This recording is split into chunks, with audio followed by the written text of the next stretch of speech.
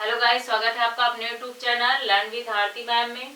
हम लोग पद्य स्टार्ट किए थे। पद्य में आपका हिंदी साहित्य की जो है आपका पद्धतियाँ हो गई थी। और अगर आपने वीडियो नहीं पढ़ा है तो प्लेलिस्ट में वीडियो पड़ी हुई है, आप जाके देख सकते हो। और आज हम लोग सेकेंड टॉपिक आपका हिंदी साहित्य के आपके स्त्रोत पढ़ेंगे। ठीक है, हिंदी साहित्य के इतिहास के स्त्रोत कौन सा क्या आपका कहाँ से प्राप्त हुआ है, ठीक है, उनके बारे में अच्छे से देखेंगे। थोड़ा सा इसमें आपका मैटर है तो हम लोग इसको दो वीडियो में आपका कंप्लीट करेंगे। ठीक है, आधा आज हम लोग पढ़ेंगे, आधा सेकेंड वीडियो में पढ़ेंगे। और इसमें से बहुत ज़्यादा क्वेश्चन आपका इतिहास से स्रोत से तो बहुत ज़्यादा नहीं बनते हैं, लेकिन इतना है कि आपको जो है इसमें कौन से इतिहास किसने लिखा है, किसका इसका मूल स्रोत है, तो ये आपको पता होना चाहिए। तो इसलिए क्वेश्चन कभी कभी आ जाता है कि किसका आपका चाहे पुस्तक का नाम हो गया या आपका जो है किसने लिखा है, तो इसलिए आपको पता होना चाहिए। ठीक है, इसमें डीपली हम लोग देखेंगे अच्छे से, और क्या लर्न करना है क्या छोड़ना है ये भी देखेंगे साथ साथ। ठीक है, चलिए स्टार्ट करते हैं आज का वीडियो। आज की वीडियो में हिंदी साहित्य के इतिहास के स्रोत है आपके। ठीक है, सबसे पहले हम लोग देखते हैं इसमें फर्स्ट आपका 84 वैष्णव की वार्ता। ठीक है, वार्ता 84 वैष्णव की वार्ता और आपके 252 वैष्णव की वार्ता, ये दोनों भी जो है आपकी पूछ ली जाती हैं। किसकी पुस्तकें हैं ये, तो आपका गोकुलनाथ के। ठीक है, 84 वैष्णव की वार्ता और 252 वैष्णव की वार्ता, ये आपकी गोकुलनाथ की है। और इसमें क्या क्या आपको क्या पता चलता है, तो इसमें अष्टछाप के कवियों का जो विवरण है वो पता चलता है, और वैष्णव भक्त के द्वारा जो आपके पद में प्रकाश डाला गया है उसके बारे में भी पता चलता है। तो कहाँ से पता चलता है, स्रोत क्या है उसका, तो आपके 84 वैष्णव की वार्ता से और 252 वैष्णव की वार्ता से। ठीक है, इसका मेन यही याद रखिएगा कि जो है आपका ये रचनाएं किसकी हैं, तो गोकुलनाथ की हैं। अष्टछाप के कवियों का विवरण पता चलता है। ठीक है, ये आपके मूल स्रोत हैं। और दूसरी आपका जो स्रोत है वो भक्तमाल रचनाएं आपने काफी सुनी होंगी। ठीक है, भक्तमाल किसकी रचना है, नाभादास की। और ग्रियर्सन ने इनका मूल नाम जो है नारायण दास बताया था। किसने बताया था, ग्रियर्सन ने। और इसमें जो आपका क्या पता चलता है कि 200 भक्त कवियों का जो परिचय है वो 316 छप्पे छंदों में दिया गया है। ठीक है, 200 भक्त कवियों का परिचय 316 छप्पे छंदों में अगर पूछा है किसके दिया गया है, तो आपका भक्तमाल में नाभादास। मेन इसका रचना याद रखिएगा, भक्तमाल नाभादास की रचना है। और चौथा अगर हम लोग स्रोत देखें, चौथा क्या था, तो आपका मूल गोसाई चरित। चौथा क्या है, मूल गोसाई चरित। ठीक है, ये किसकी रचना है, बेड़ी माधोदास। मूल गोसाई चरित बेड़ी माधोदास, और ये तुलसी के शिष्य है। ठीक है, ये आपके तुलसी के शिष्य हैं, ये आपके जो है।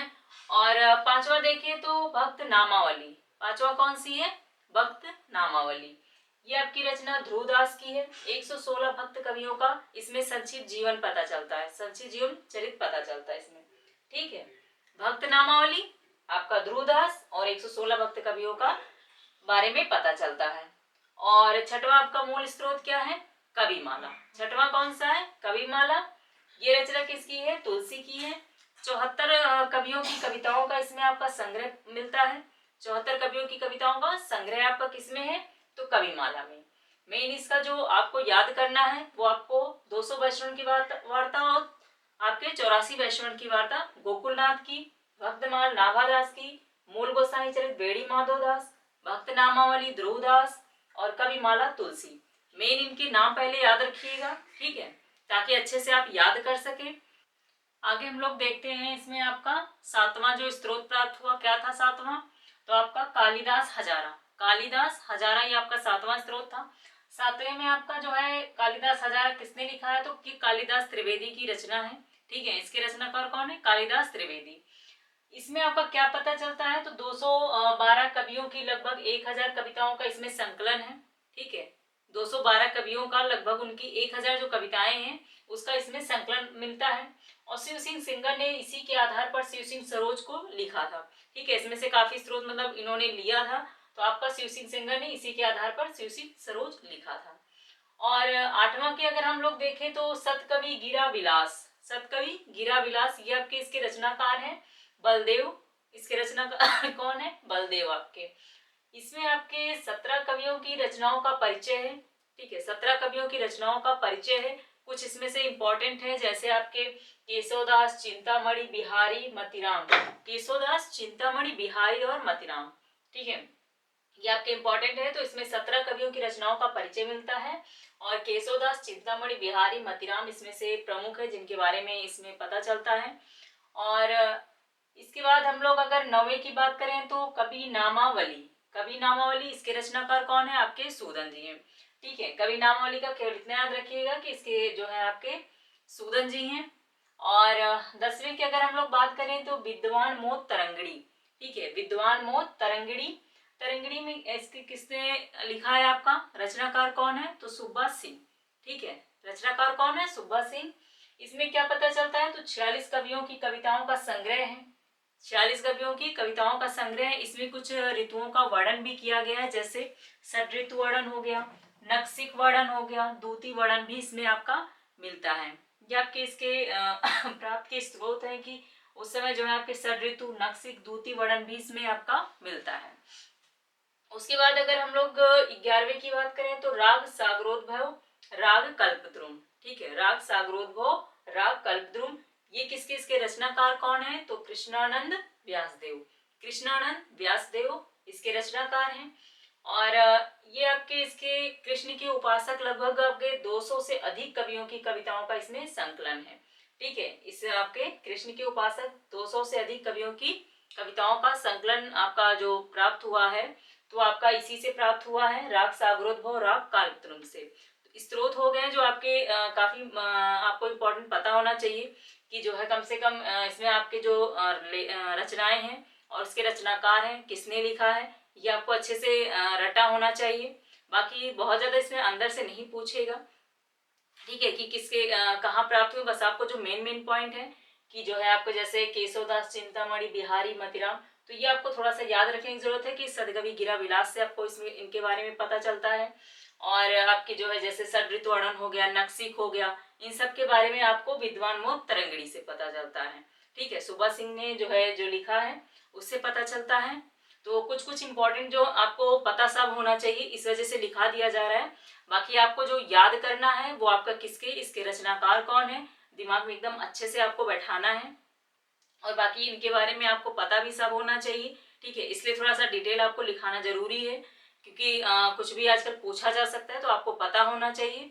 और बाकी एक बार रिवीजन कर लेते हैं। कालिदास हजारा, कालिदास त्रिवेदी। कालिदास हजारा किसने लिखा है? कालिदास त्रिवेदी ने लिखा है। और सतकवि गिरा विलास, बलदेव, सतकवि गिरा विलास, बलदेव। और कवि नामावली, सूदन, कवि नामावली, सूदन।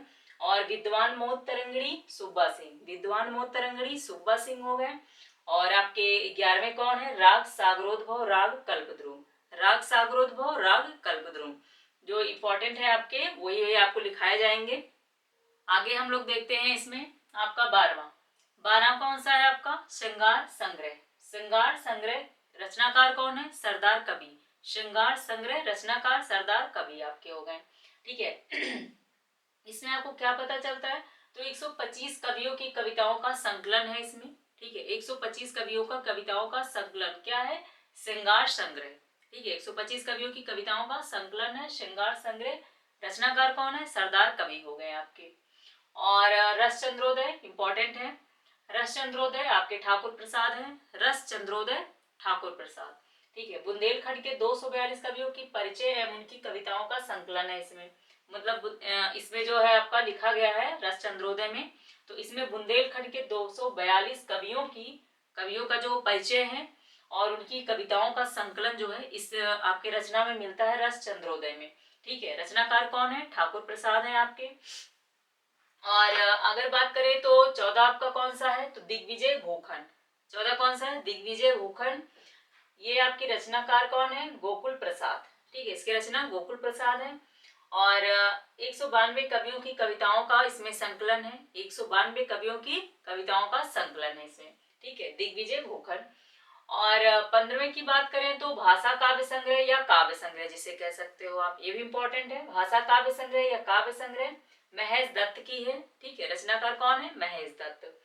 और 16 की अगर बात करें तो भाषा काव्य संग्रह में देखिए काव्य में जो है इसमें अनेक कवियों के बारे में वर्णन है, ठीक है, तो अनेक कवियों का वर्णन है इसमें। और 16 की बात करें तो कवि रत्नमाला, कवि रत्नमाला रचनाकार देवी प्रसाद मुंसिफ हो गए। ठीक है, कवि रत्नमाला देवी प्रसाद मुंसिफ। और इसमें किन चीजों का वर्णन है तो राजस्थान के 108 कवियों का परिचय और उनकी कविताओं का संकलन है। ठीक है, 108 कवियों की कविताओं का संकलन किया गया है इसमें, तो आपका कवि रत्नमाला में। ठीक है, और हफीजुल्लाह खां हजारा, हफीजुल्लाह खां हजारा रचनाकार कौन है, हफीजुल्लाह खां ही है। इस रचना के 2 भाग हैं, इसमें लगभग 1000 कवियों की कवित और सवैयों का वर्णन किया गया है। ठीक है, सवैयों का इसमें संकलन मिलता है, किसमें आपका हफीजुल्लाह खां हजारा में।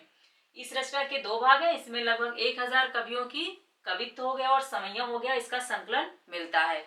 ये पॉइंट्स हैं आपके, फिर से एक बार देख लेते हैं। श्रृंगार संग्रह, श्रृंगार संग्रह सरदार कवि हो गए, 125 कवियों की कविताओं का संकलन है। रस चंद्रोदय ठाकुर प्रसाद, बुंदेलखंड के 242 कवियों का परिचय, उनकी कविताओं का संकलन। दिग्विजय भूखंड, गोकुल प्रसाद, भाषा काव्य संग्रह या काव्य संग्रह, महज दस्त, कवि रत्नमाला, देवी प्रसाद मुंसिफ हो गए। और हफीजुल्लाह खां हजारा, हफीजुल्लाह खां ही है। ठीक है, आज के लिए इतना ही रहा। आप जितना कराया गया उसको अच्छे से रिवीजन करिएगा, बाकी पूरा अच्छे से आपको डीपली कराया जा रहा है। और क्या इंपॉर्टेंट है, क्या छोड़ना है, ये भी साथ में आपका चलता रहेगा, ताकि आपको पता भी रहे कि इसमें आपको क्या लर्न करना है और क्या छोड़ना है। बाकी पेपर में कहीं से कुछ भी पूछा जा सकता है, इसलिए आपको अच्छे से डीपली पढ़ना ही पड़ेगा। बाकी इसमें जो बचे हुए हैं वो हम लोग नेक्स्ट पार्ट में कंप्लीट करेंगे। और अगर आप चैनल पे नए हैं तो चैनल को जरूर सब्सक्राइब करें। ओके गाइस, मिलते हैं नेक्स्ट वीडियो में। Thank you.